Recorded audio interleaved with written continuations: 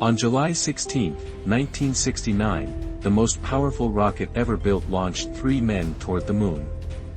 The man who designed it was watching from the firing room. His name was Wernher von Braun. He was a former member of the SS. His previous rocket, the V-2, had killed 9,000 people across London and Antwerp.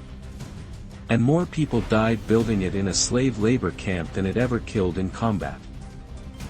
America did not stumble upon Wernher von Braun.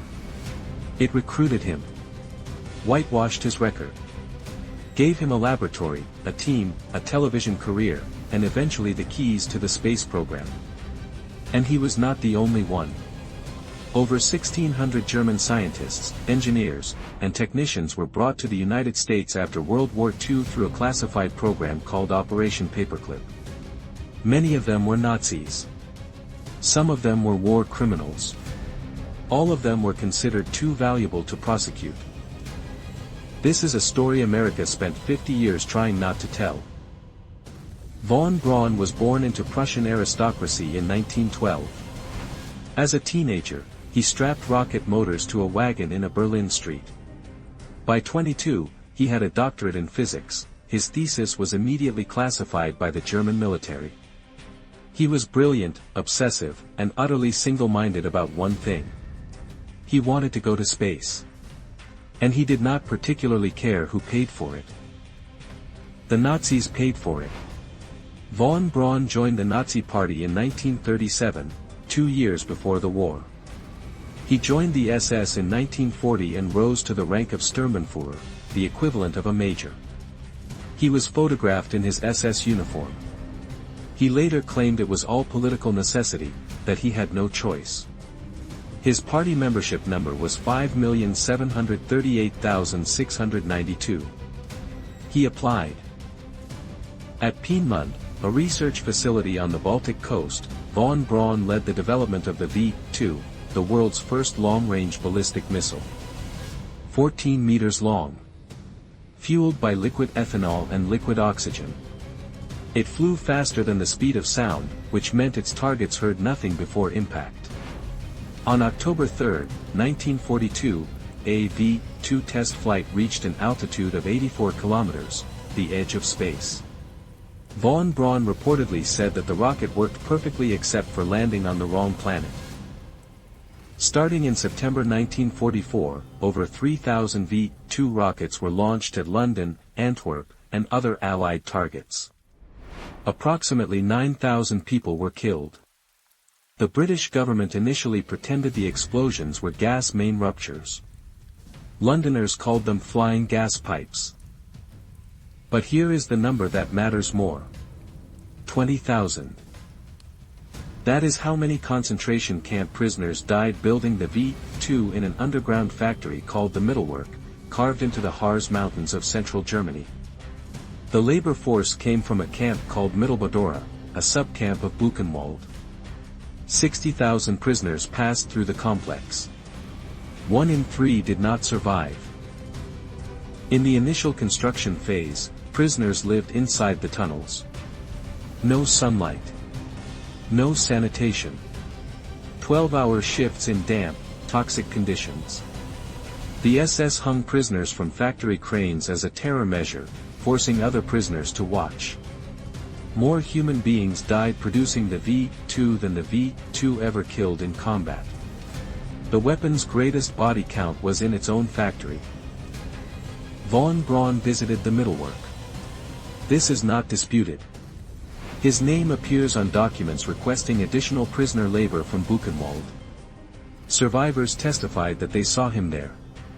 He acknowledged post-war that he knew conditions were, in his word, bestial.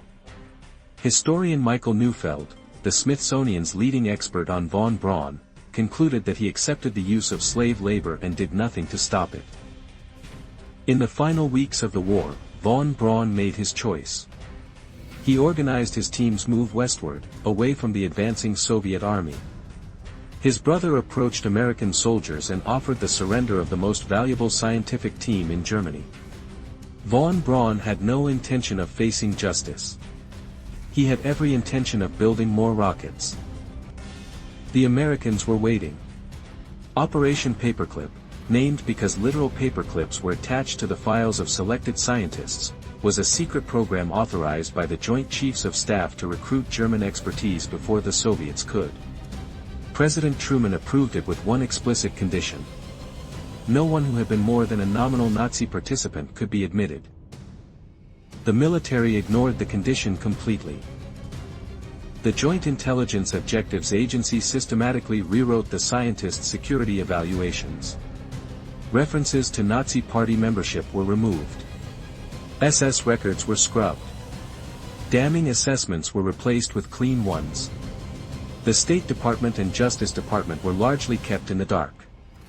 Over 1,600 German scientists entered the United States with falsified backgrounds.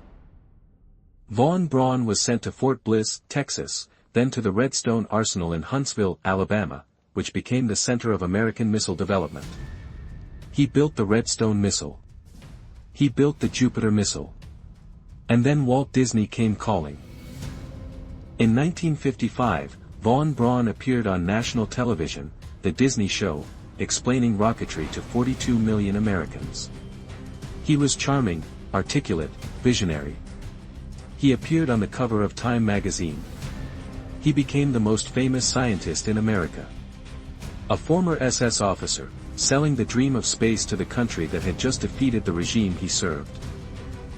When the Soviet Union launched Sputnik in October 1957 and humiliated America, it was von Braun's team that saved the day. Explorer 1, America's first satellite, launched on January 31, 1958, on a rocket derived from von Braun's military missiles. The photograph of von Braun triumphantly holding a model of Explorer 1 above his head became one of the defining images of the space age. He was transferred to NASA. He became director of the Marshall Space Flight Center. He designed the Saturn V, 110 meters tall, the most powerful machine ever built by human hands. It launched 13 times without a failure. It carried Apollo 11 to the moon. The satirist Tom Lehrer wrote a song about him.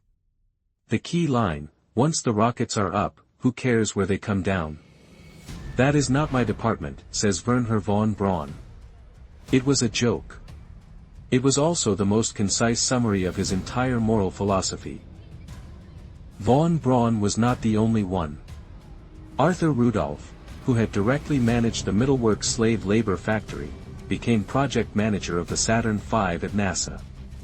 He received the NASA Distinguished Service Medal in 1969.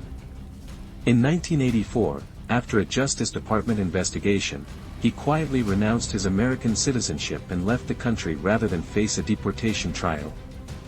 He was never convicted of anything. Hubertus Strughold, called the father of space medicine, had been connected to freezing and oxygen deprivation experiments on concentration camp prisoners at Dachau. He attended a 1942 conference where results of those experiments were presented. The Air Force named a library after him. The name was removed in 2006. Operation Paperclip was not just about rockets. The program brought over experts in chemical weapons, German scientists who had developed the nerve agents Tabun, sarin, and soman. It brought biological weapons researchers, aviation medicine specialists, electronics engineers, submarine designers. The breadth of Nazi expertise that America quietly absorbed has never been fully reckoned with. The Soviets did the same thing. Operation Oso Aviakim, carried out in a single night in October 1946, forcibly relocated 2,200 German specialists and 4,000 of their family members to the Soviet Union. The Cold War was not a competition between good and evil. It was a competition between two powers racing to exploit the same morally bankrupt expertise. The program was gradually declassified starting in the 1970s. The full scale became public after the Nazi War Crimes Disclosure Act of 1998. The CIA released thousands of pages. The National Archives published the records. The story America spent 50 years hiding was finally readable by anyone. Wernher von Braun died of pancreatic cancer on June 16, 1977. He was 65. He is buried in Alexandria, Virginia.